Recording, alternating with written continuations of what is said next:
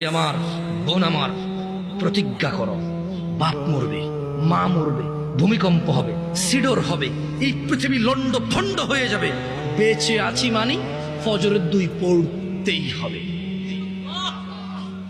বেঁচে আছি মানে জোহর আসর মাগরিব ইশা পড়তেই হবে। একটু আগে সিগারেট খেয়েছি, একটু পরে আজান হয়েছে, নামাজ পড়তে হবে। একটু আগে পর্নোগ্রাফি উলঙ্গ সিনেমা দেখেছি, একটু পরে আজান হয়েছে, নামাজ পড়তেই হবে। ঘুমের মধ্যে কাপড় চোপড় নষ্ট হয়েছে, মা জানে, বাপ জানে, ভাবি জানে, বোন জানে, সবাই জানে। এখন গোসল করলে সবাই বুঝবে কেন গোসল করছো। সবাই বুঝলে বুঝুক, না বুঝলে নাই। আরে বুঝলেই কি না বুঝলেই কি, আমার কাপড় নষ্ট হয়েছে, গোসল আমার ফরজ হয়েছে, আমি গোসল করবো, নামাজ পড়বো।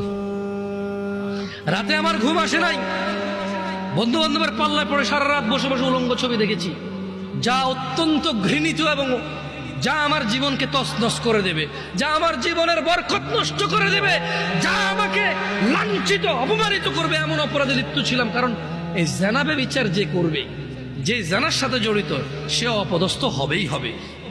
আখিরাতে তো তার আছেই। এই একটাই অপরাধ জানাবে বিচার, একটাই অপরাধ অশ্লীলতা, যেটা শাস্তি আল্লাহ দুনিয়াতে দিয়ে দেয়। কোথায় দেয়? আখিরাতে তো আছেই। সারা রাত উলঙ্গ ছবি দেখে